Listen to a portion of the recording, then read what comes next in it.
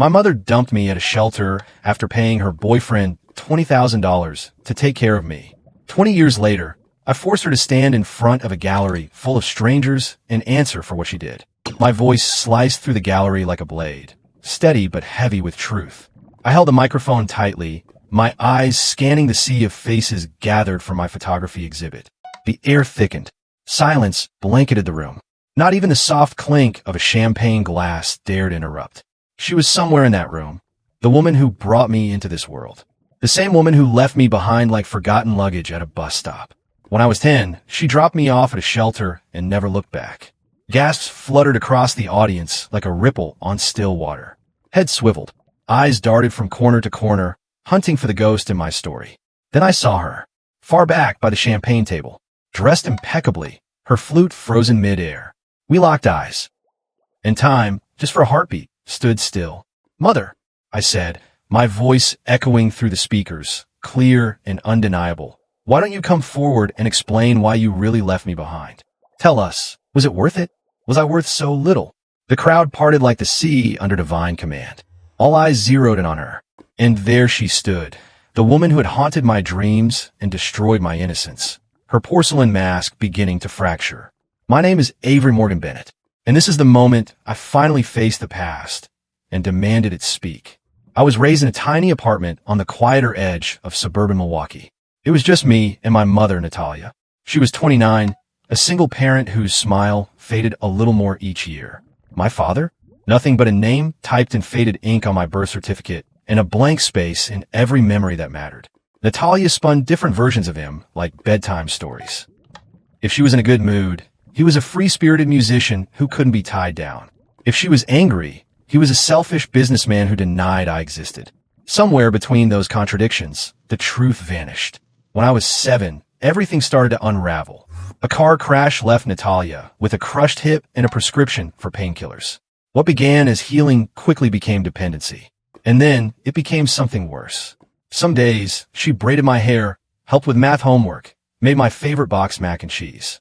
On other days, she became a stranger in her own skin. Eyes glassy, words slurred, forgetting to buy groceries or pay the electricity bill. But I kept going. School became my sanctuary. Art, my secret language. It was the only space I could control. Ms. Winters, my 5th grade teacher, saw what no one else did. She told me my drawings carried a quiet storm. Raw, emotional, real. I didn't understand what she meant until the day I won a regional youth art competition. I remember clutching that blue ribbon like it was proof that I mattered. Natalia seemed clear that morning. Present. She wore the blouse that didn't have any stains. Even added a little lipstick. "I'm so proud of you, Avery," she whispered, smoothing my hair. "After the ceremony, we'll celebrate. Just the two of us." And for a few golden hours, I believed her. After I accepted my award, smiling shyly beneath the applause of teachers and proud parents, Natalia led me to our rusty old Civic. I thought we were heading to the ice cream shop, the one with the jukebox and the sticky booths. But we didn't. She turned onto a road I didn't recognize. "Where are we going?" I asked, holding my sketchbook and certificate tight. "It's a surprise," she said, her smile stretched too wide, too thin. "A special celebration." I didn't ask why there was a suitcase in the back seat. I didn't question why she'd asked me to pack my favorite clothes that morning. Because hope is a beautiful lie. And I wanted so badly to believe it. After 40 minutes of driving in tense silence, we pulled into a parking lot that felt wrong. No balloons, no neon signs, no hint of celebration. Just a tired-looking brick building with a hand-painted sign that read Lakeside Youth Haven. "What is this place?" I asked, my stomach knotting with a dread I couldn't yet name. Natalia shifted in her seat, turning toward me with a fragile smile that cracked at the edges. "Sweetheart," she began, her voice trembling just enough to betray her, "I need you to be brave. You're going to stay here for a little while." My pulse spiked. "What? Why?" "It's just temporary. I need to sort some things out," she said, not meeting my eyes. Panic surged in my throat like bile. "For how long?" "Just an hour or two. We just have to sign some paperwork." She reached for the door handle. But that hour stretched into days, then weeks, then years. The last words she ever said to me on that day in that parking lot were these: "Keep drawing, Avery. You're special." Then she left. She didn't turn back. She didn't wave. She just drove off, the tail lights of our rusted Civic disappearing into the horizon. leaving me with nothing but a duffel bag, a sketchbook, and the hollow thud of finality. That first night at Lakeside, I sat on the floor and drew the closing door of our car, the silhouette of my mother shrinking in the distance. I drew it again the next night, and the next, over and over. The image etched itself into my bones like a scar that refused to fade. It became a symbol, a doorway slammed shut on one life, and forced open into another I never asked for. The shelter staff labeled me emotionally disturbed after I punched a wall when someone finally told me the truth. Natalia wasn't coming back. The rage in me had nowhere to go. My silence made me seem dangerous. My fury made me disposable. Within 6 months, I had already burned through 2 foster placements. The first family returned me after I accidentally started a fire in their garage, lighting candles during a power outage. They didn't believe it was an accident. The second family lasted longer, until their daughter tore up my sketchbook. I hit her. Hard. She bled. I didn't care. By the time I was 12, the caseworkers whispered about institutional placement. They thought I couldn't hear them, but I did. Too volatile for a traditional home, they said. She needs something specialized. But what I really needed was to be wanted. I was 12 when they enrolled me in the art therapy program at the downtown community center. Not because anyone believed in me. They were just out of ideas. Let her draw. A caseworker had muttered, defeated. Maybe it'll keep her from setting something else on fire. So I went, arms crossed, jaw clenched, heart sealed shut. I refused to speak, refused to participate. I stared at the clock and willed the minutes to vanish faster than the years already had. Then came Sophia. She didn't speak like the others. She didn't ask me how I was feeling or tell me that I needed to open up. Instead, she placed a blank canvas in front of me and simply said, "Show me your anger." Something cracked inside me. I didn't respond with words. I picked up a brush and painted like my life depended on it. Thick strokes of red, violent splashes of black. I sobbed as I painted, silent tears that fell onto the canvas like rain on shattered pavement. I didn't notice the 2 figures watching from the doorway. Not until Sophia gently stepped back and motioned them forward. Evelyn and Lucas Bennett. They weren't like any foster parents I'd met before. No Steve Smiles. No keyboard checklists. Just quiet eyes that seemed to understand the language of pain. Former social workers turned something more.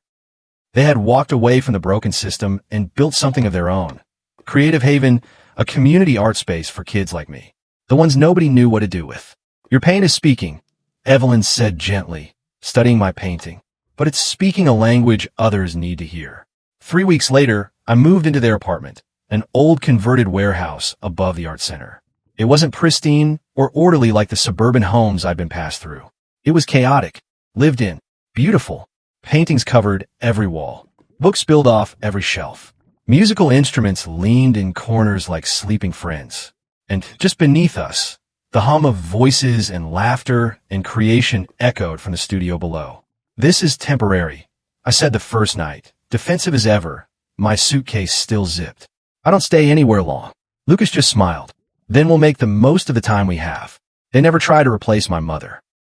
Never acted like my trauma was a puzzle to solve. Instead, they handed me tools, cameras, brushes, film rolls, and said, "Show us who you are." Under Evelyn's guidance, I picked up a camera for the first time. Lucas taught me how to translate fury into focus, how to find beauty in things that were broken. I developed my first roll of film in the darkroom just down the hall. And for the first time since the day I watched my mother drive away, I felt seen. I was 16 when everything shifted again. A photo series I titled Shattered Reflections, a collection of fractured mirrors, broken glass, and forgotten faces, won a national youth photography competition. It was the kind of victory most kids would celebrate without hesitation. But for me, it triggered something else entirely. Terror. The prize included a write-up in an art magazine and a formal ceremony in New York City. People congratulated me, called me gifted, told me this could be the beginning of a career. But all I could hear was the voice in my head asking, what if no one shows up? What if I go to New York and they forget to come back for me? The night before the flight, I sat on the fire escape outside the Bennett's apartment. My knees were pulled to my chest. The city lights glittered below, but I couldn't see the beauty. Evelyn joined me quietly. She didn't ask what was wrong. She already knew. "I'm scared," I admitted, the words breaking through my teeth like glass. "What if I get there and I'm alone again? What if I look out into that crowd and there's no one?" She didn't offer fake comfort. Didn't say you'll be fine, or don't worry. Instead, she leaned in, her voice soft but unwavering. Fear tells you stories, she said, about things that haven't happened yet. But that story? It's not written. Not unless you let it be. I didn't reply. We're going together, she continued. And we're coming back together. I promise. I hesitated, then whispered, people break promises. Yes, she said. They do. And I can't promise nothing bad will ever happen again. But I can promise this. Whatever comes next, you won't face it alone. Not anymore. The next day, Evelyn and Lucas flanked me like guardians as I stepped onto that New York stage. The crowd blurred into shadow as I walked toward the microphone. My hands trembled. Then I felt Evelyn's hand on my back. Steady, grounding, and suddenly I could breathe. I accepted the award with a halting thank you. And when I turned to step off the stage, I saw their faces, proud, tearful, smiling. That night, in the hotel room, I turned to them and said something I'd sworn I never would. Thank you, Mom. Dad. The words didn't come easy. They felt like foreign currency in my mouth, valuable, yet strange to hold. But they smiled. Not surprised. Not overwhelmed. Just warm and ready. And in that moment, I understood something for the first time. Being someone's child isn't just about blood. It's about who stands beside you when the world tries to convince you you're alone. By the time I turned 28, I had built something that felt impossible in the early years. Something that looked suspiciously like a life. My name was known now, not just whispered in halls of foster homes or scribbled on case files, but etched into plaques and gallery invites. My photography had found its voice. I specialized in what others ignored: abandoned buildings, overgrown lots, decaying schoolhouses where laughter once lived. Places the world had tossed aside. Places that reminded me of me. Critics began to notice. They said I had a gift for finding haunting beauty in the forgotten, for revealing the stories behind silence, for transforming rot into reverence. I opened Morgan Gallery in the Arts District of Milwaukee, fittingly in a repurposed factory that once echoed with machines, but now pulsed with creation. It was a space for work like mine, raw, relentless, unpretty, and honest. But it wasn't just for me. I made it a home for other artists like myself. Those who came from fractures and shadows, who didn't fit clean narratives. The gallery became known for work that made people shift uncomfortably in their shoes. Art that peeled back illusion, that forced you to look where you'd rather not. My signature collection, Left Behind, told my story, though I never said it out loud. No names, no captions, just paired images.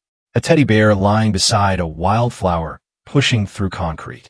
A rusted locker in an empty classroom, opposite a photo of a graduation cap dangling from a rearview mirror. A door, firmly closed. Then a window wide open. No one needed a guide to understand. People wept in that gallery. Strangers hugged me. Some walked out, unable to face their own reflections in the photos. The art said everything I hadn't yet been able to say out loud. For years, there was no contact with Natalia, and that was by design. The child welfare system had blocked her from me in the beginning. Later, when the choice became mine, I chose silence. Evelyn and Lucas never lied about her. They told me gently, when I was old enough to know, that she'd tried to reach out. Letters, voicemails, dead ends. But I hadn't been ready. I wasn't sure I ever would be. Then, 3 months before my 30th birthday, something changed. A letter arrived. Plain envelope, unfamiliar return address. But the handwriting on the front made my chest ache with recognition. It had been 20 years. Inside, just a note. Dear Avery, I followed your success from afar. Your talent has always been extraordinary. I know I have no right to contact you, but I'll be in Milwaukee next month. If you're willing, I would give anything for 5 minutes of your time. Here's my number. Natalia, I read it. Then I crumpled it. Then I fished it from the trash. Then I did it again the next day. Over and over, my hands wrestled with the letter the way my heart wrestled with the question. Do I open a door or let it stay locked? I brought the letter to therapy, held it in my lap like it might detonate. What do you hope happens if you see her? Dr. Rivera asked, her voice a gentle thread through the storm in my head. I stared at the floor for a long time before I said, I want to understand. I want to know why. I want to ask her how she could walk away from a child who only ever wanted her to stay. My voice cracked, smaller than I liked. Then, quieter still, and I want her to see who I've become, in spite of her, not because of her. Dr. Rivera nodded slowly. And what are you afraid might happen? That she has a good reason, I whispered. Or worse, that she doesn't. For weeks, I sat with that fear. I walked around the gallery late at night, camera in hand, trying to sort my rage from my curiosity, my grief from my need. And then an idea rooted itself in my mind. Quiet at first, then undeniable. If she wanted to see me, it would be on my terms. I would make our reunion the center of my next exhibition. It wasn't about revenge. It was about truth. I titled the collection The Price of Abandonment. Planning to consume me. Each photograph would be a chapter, a breadcrumb trail through my past. But without words, only images. A half-packed child's bedroom. A worn-down shelter desk, shot from a low angle, the way I would have seen at 10. Institutional corridors of foster homes, lit like scenes from a cold documentary. And then, color. Chaos. The Bennett's apartment filled with brush strokes and music. My transformation. My rebirth. Every photo bled meaning, but none explained. They didn't need to. I hired a private investigator. Not to spy on Natalia, but to learn the version of her story I'd never been told. What he uncovered was more than I expected. After she left me, she followed a man? Greg, to Los Angeles. He'd promised her a singing career, told her that having a kid would hold her back, that there were connections that could help if she let him handle things. She gave him $20,000. He vanished 3 weeks later. No career, no fame, just a woman with an addiction spiraling toward rock bottom and a child she couldn't reclaim. She'd been homeless for years. Shelters, park benches, emergency rooms, until her 40s when she clawed her way into recovery. She had been clean for 8 years now, worked as an office manager in Chicago, rebuilt a life out of ashes. And then came the final blow. She had a daughter, Maya, 14, from a relationship years after me. Natalia had raised her. That fact hit harder than any photo I'd ever taken. She had parented someone else. She'd been the mother I never got. I added a new centerpiece to the exhibit, an empty frame mounted on the gallery center wall. A small brass plaque beneath it read, "The Replacement." The invitations went out 2 weeks later. One addressed to her apartment in Chicago. Inside, a note pinned in my hand. "You wanted to see me. Here's your chance." I didn't tell Evelyn or Lucas the full plan. They knew I'd invited Natalia, knew I needed to face my past, but they didn't know how public I intended to make that confrontation. I was afraid if they did, they'd try to stop me. Not to protect her, to protect me. The night of the opening, the gallery hummed with life. Milwaukee's art scene had turned out in full. Critics, collectors, curious locals. Friends, chosen family. People who'd followed my work for years, unaware of how personal this exhibition truly was. Evelyn floated through the crowd, offering warm smiles and wine. Lucas stood back by the entrance, keeping a watchful eye. I stayed near the stage, heart pounding beneath my blazer, eyes flicking to the door every time it opened. And then she walked in. 2 decades had reshaped her. Gone was the frail, unrecognizable woman from my childhood memories. In her place stood someone polished, presentable. Her hair pulled back in soft waves. A tailored coat, simple jewelry. But her eyes, those same eyes, betrayed the weight she still carried. She didn't see me at first, too busy absorbing the images that clung to every wall. Her gaze moved from photograph to photograph, flickers of realization blooming like bruises beneath her skin. Then she reached the one I knew would stop her cold. The shelter, Lakeside Youth Haven. She stared at the photo like it had spoken her name aloud. Her hand covered her mouth. It was time. I stepped onto the small stage, cleared my throat, and tapped the microphone. The room fell into stillness like someone had cut the power. Glasses paused midair. Conversations died mid-sentence. Natalia looked up, saw me, and froze. I spoke the words I had waited 20 years to say. She traded me for the cost of a second-hand sedan. Gasps, whispers, the kind of stunned silence that feels loud. $20,000. I continued, my voice steady but sharp. That was the price of my childhood. Natalia's composure cracked. I watched the tremble in her fingers from across the room. She left me at a shelter when I was 10 years old. Told me she'd be back in an hour. She never came. I let the silence breathe before delivering the final blow. And tonight, she's in this room. Heads turned. People scanned the crowd like they were searching for a ghost. She couldn't hide anymore. Not in this room. Not from this truth. "Mother," I said, my voice echoing off the gallery walls. "Why don't you come forward and tell them yourself? Was the price worth it?" Security, already briefed, casually stepped toward the exits, not to block her in fear, but to hold the space, to ensure she faced what she came for. The crowd parted as she slowly, reluctantly, walked forward, each step like a crack in ice. All eyes on her. I stepped down from the stage and met her near the center of the gallery, directly in front of the replacement frame. You wanted to see me? I said, no mic this time, just my voice, loud enough to carry. Here I am. She looked at me with eyes full of storm. Avery, she said, her voice catching. Could we speak privately? No, I didn't flinch. You left me publicly. You can face me the same way. I saw her crumble just a little more. But before she could respond, Evelyn stepped forward, calm and composed. Maybe we move this into the office? She offered gently, like a breeze breaking through heat. Just a little space to talk, away from the noise. I hesitated. I wanted her to stand there and bleed truth onto the gallery floor. But Evelyn's eyes, compassionate, steady, reminded me this wasn't just about spectacle. This was about closure. Fine, I said finally. But all of us. I'm not doing this alone. We stepped in the back office. Lucas stood by the door, solid as ever. Evelyn took a seat in the corner, silent support woven into her presence. I faced Natalia, who sat across from me like a woman unsure if she was still allowed to hope. You look successful, she began, forcing a smile that couldn't quite settle. Your work is remarkable. That's what you want to say? I asked, each word like ice. After 20 years, she folded her hands in her lap. I've rehearsed this moment so many times. Nothing I came up with sounds right now. Then stop rehearsing, I said. Just tell me the truth.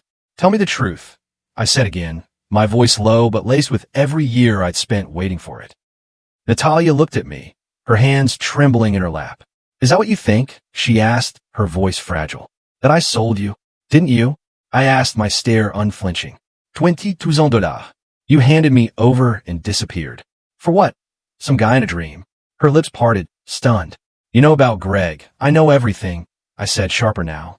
I know about the fake music career, the money, the addiction, and I know about Maya. At the mention of her second daughter, she flinched. Her shoulders curled inward. Her composure slipped. How do you know? I cut her off. Did you leave her at a shelter too? Or did she get the version of you I needed? The question came out more bitter than I intended, but not more than I felt. I never got that money, she whispered. What? The 20,000, she said. I never touched it. Greg said it was for the shelter, art programs, counseling, things to help you transition. He said we needed to keep it quiet. That we'd send for you in a few months once he got me set up in LA. And you believed him? I said, nearly laughing. You just handed me off and followed a guy. I was an addict. Avery, she said, voice cracking. I was sick. I was drowning. And I was desperate to believe someone could save me. Tears began to fall down her cheeks, but I didn't move. When Greg disappeared with the money 3 weeks later, I came back for you, she continued. But there were legal proceedings. I didn't have custody. I had no rights. I begged, but they wouldn't even tell me where you were. So you just gave up? I asked. You moved on? Had another daughter? No, she said sharply. I didn't move on. I unraveled. Her hands clenched tightly together. I spent years trying to find you. Years slipping deeper into addiction because I couldn't face what I'd done. I lost everything. I lived on the streets. I ended up in rehab 3 times before it finally stuck. And only then did I begin to rebuild something that wouldn't shame you. The room was still except for her quiet sobs. I looked to Evelyn. Her face was unreadable, but her eyes shimmered, full of a complicated empathy. Part of me wanted to hold on to the anger. It had shielded me for so long. But another part, the one that had grown up under the Bennett's love, recognized what this moment truly was. Not an apology, not redemption, just the raw, ugly truth of a woman who had failed but hadn't stopped trying to face it. I want to keep talking, I said after a long silence. But not here, not alone, with Dr. Rivera. Yes, Natalia said instantly. Anything. I'll be there. Whatever you need. This doesn't mean forgiveness, I said. It means I'm willing to hear more. She nodded slowly, tears still streaking down her cheeks. That's more than I deserve. As she stood to leave, I stopped her. One more thing, I said. Does Maya know about me? Natalia hesitated, just for a breath. Yes, she said finally. She's known about you her whole life. That she has an older sister. A brilliant one. She's the one who told me to reach out. Over the next 2 months, I met with Natalia every week in Dr. Rivera's office. The sessions weren't warm. They weren't healing. Not yet. They were raw, sharp, messy, truths spilled slowly, like something too painful to say all at once. She told me how she tried to reclaim me in those early years, only to be blocked by a system that had labeled me too volatile, too angry, too broken. She admitted that even after she got clean, guilt kept her silent. She convinced herself I was better off without her, that I had probably forgotten her, that I had moved on, something she had never been able to do. In one session, Dr. Rivera said something that clung to me for days. The hardest thing, she said, is accepting there isn't a single villain in your story. Only broken systems, bad decisions, addiction, and abandonment. But no neat resolution.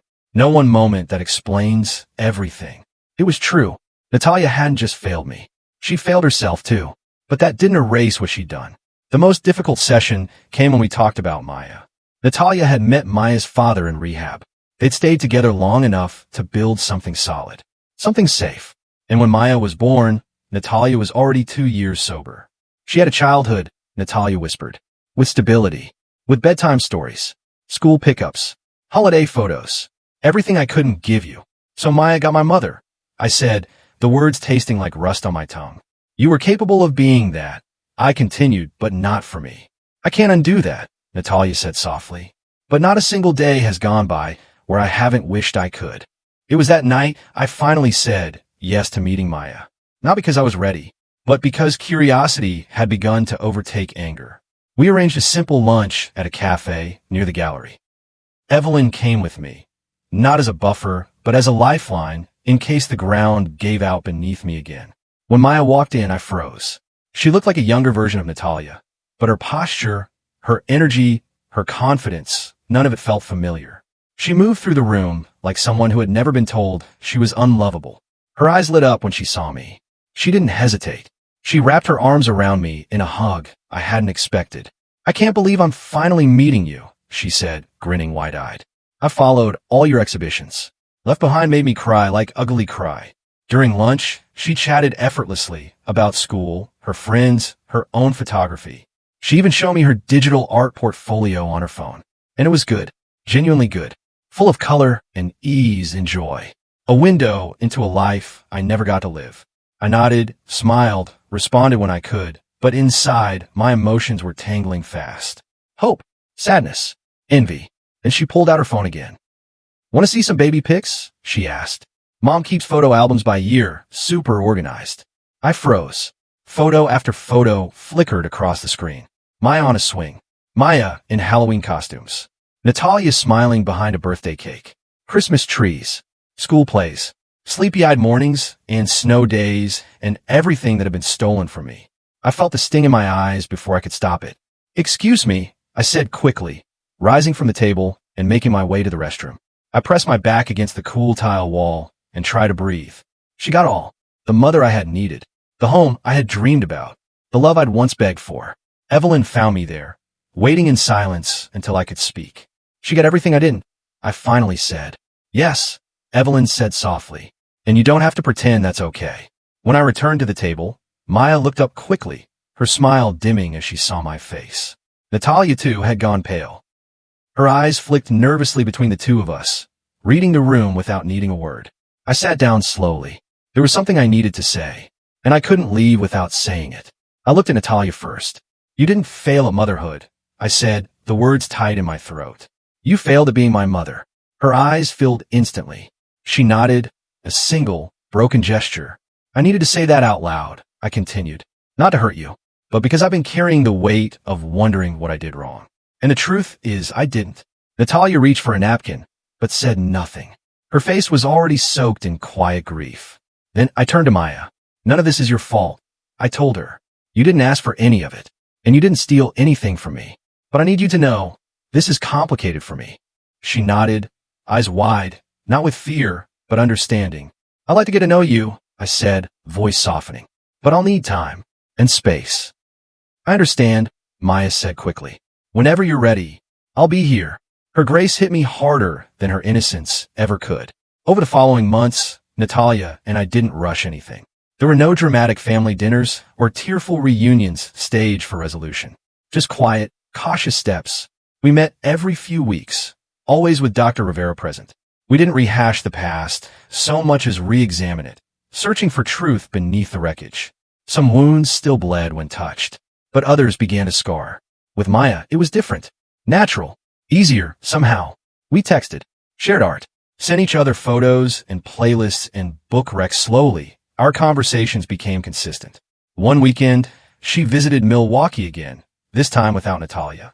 We spent hours in the darkroom together. I taught her how to develop film, adjust contrast, spot imperfections. She absorbed every word like sunlight. Watching her reminded me of me, before the world cracked me open. Through her, I saw an alternate life I could never live. But I didn't feel envy anymore. I felt peace. One evening, while she was adjusting the aperture on her camera, she asked, "Do you think you'll ever forgive Mom?" I didn't answer right away. "I don't know," I said, "but I'm not chasing forgiveness anymore. I'm chasing understanding." Maya nodded. "I think she's okay with that." Maybe she was. Maybe I was too. In the end, I didn't return to the past. I re-entered it, with intention, on my own terms. I began a new photo series, Second Sight. I returned to the locations I once documented and left behind, but this time, I saw them differently, not as ruins, but as witnesses. I captured the same abandoned school, now tangled in green vines and dandelions. The same broken house, now flooded with early morning sun. The shelter, still cold in its architecture, but glowing with light through the windows. Same places, new eyes. The lens didn't lie. It simply learned to look deeper. Second Sight became my most intimate body of work. Not because it was about loss, but because it was about what comes after loss. Rebuilding, reclaiming, redefining. With the support of Evelyn and Lucas, my forever anchors, I established the Second Chance Foundation, a program dedicated to giving foster youth access to art education, mentorship, and creative expression. Our first initiative? A photography workshop at Lakeside Youth Haven. Full circle. On opening day, I stood by the old intake desk, the very same one I stared up at when I was 10, confused and abandoned, and watched a 13-year-old girl frame her shot. She was photographing a broken window. The light poured through the cracked glass like liquid gold. She adjusted her angle, peered through the viewfinder with practiced focus. "That's beautiful," I told her as she reviewed the shot on her screen. "What made you choose that?" She shrugged, shy but proud. "Broken things are more interesting," she said quietly. "They have stories." I swallowed the lump in my throat and nodded. Yes, they do, and someone needs to tell them. That night, after the students had gone, I returned to that window with my own camera. I stood in silence, letting the weight of the past press gently against me, but no longer control me. I lifted the lens, clicked the shutter, captured the light bending through fracture, the colors scattering like soft rainbows across concrete. I titled it The Price of Wisdom, the final image in Second Sight, and maybe, in a way, the final chapter in a story that began with silence and ended in voice. Because yes, my mother left me. Yes, she traded me away for promises that were lies. But she didn't get to define my worth. I did. She doesn't get to tell the ending of this story. I do. I am Avery Morgan Bennett, the girl abandoned at a shelter, the woman who turned that pain into purpose, the artist who found beauty in the broken, the daughter who learned that family isn't about blood. It's about who shows up. And now I want to ask you, yes, you watching, have you ever had to forgive someone who shattered you? Have you carried a story that no one saw? Do you believe some relationships are better left behind? Or can healing still bloom from cracked places? If you enjoyed this story, don't forget to hit that like button, share this video with your friends, and subscribe for more real-life family dramas. Let me know in the comments what you think about today's story. Was it fair or totally messed up? See you in the next one.